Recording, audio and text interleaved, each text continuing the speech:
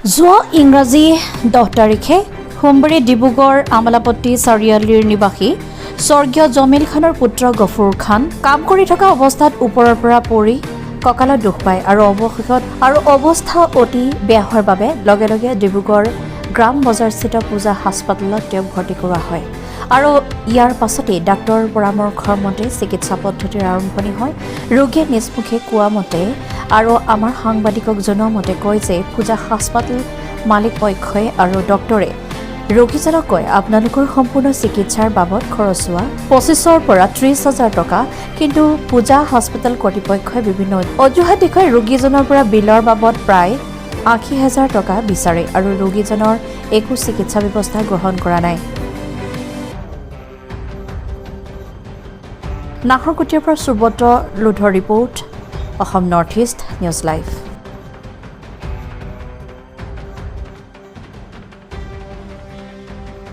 X ray পৰা আহি চিধা ৰুমত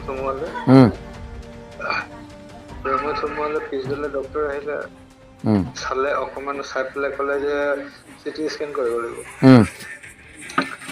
চিটি স্কেন কৰিবলৈ কাৰণে আকৌ মালিকজন আহিলে, মালিকজন আহি পেলাই ক'লে পইচা আছে নাই? ছাৰ বৰ্তমানতো পইচা নাই, কিন্তু পিছত দিব পাৰিম। ক'লে ঠিক আছে, পইচাটো মই দি দিছো, দি দিব পিছত। সকলো হ'ব ছাৰ।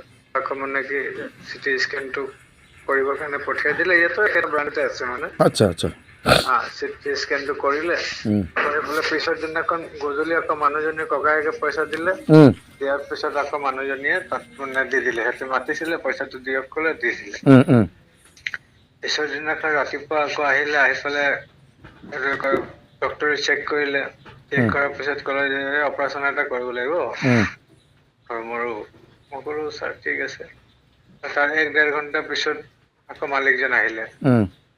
মালিকজন আহি পেলাই ক'লে যে ভাই পইচা চইচা আছে নাই? মই বোলো ছাৰ কিমান পইচা পাতি লাগিব সেইটোতো মই নাজানো ছাৰ, আপুনি ক'লে গম পাম। তেতিয়া ক'লে যে 20-30 হাজাৰ টকা, 25-30 হাজাৰ টকা লাগি যাব।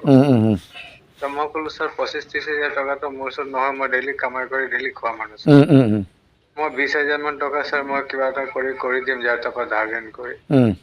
ক'লে যে না 10,000 টকা ডক্টৰক দিব লাগিব, 10,000 12,000 টকা মেডিচিন লাগি যাব, আকৌ খোজ খাজ খৰচা আছে, 25,000 পৰা 30,000 যোগাৰ কৰ, মই বাকী মিলাই ল'ম, এনেকে ক'লে।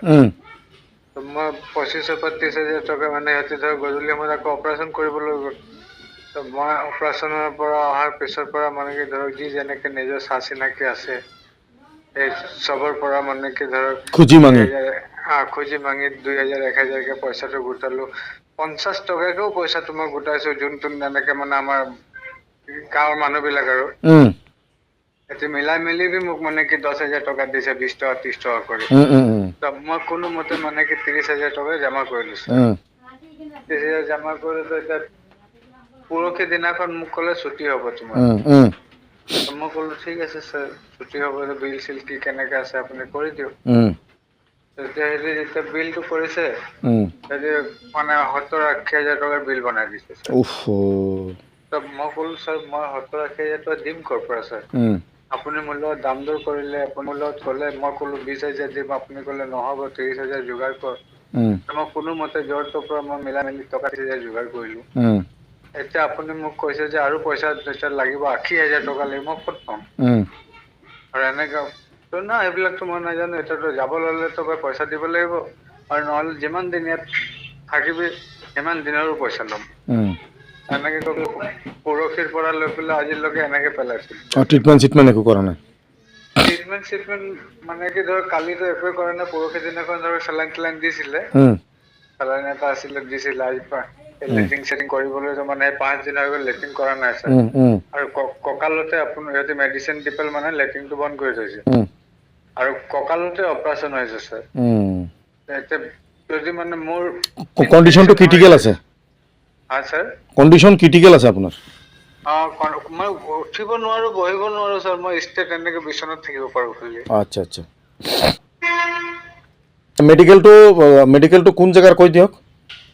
পূজা মেডিকেল আপোনাৰ এইটো কি কয় কেৰেম বজাৰ তিনিআলি, ডিব্ৰুগড়। আৰু আপোনাৰ ভাল নামটো কৈ দিয়ক? মোৰ নাম গফৰ খান ছাৰ। পিতা মৃত? পিতা মিত্ৰ আছে আপোনাৰ জলিন খান নাম। আচ্ছা আচ্ছা, এতিয়া মানে আপোনাৰ লগত অলপ অন্যায় হৈছে নেকি? অন্য মানে ছাৰ মোৰ ওচৰত একো উপায় নাই ছাৰ, এতিয়া মই কাক ক'ম কি ক'ম মই একো ভাবি নাপাওঁ ছাৰ। ঠিক আছে, হ'ব।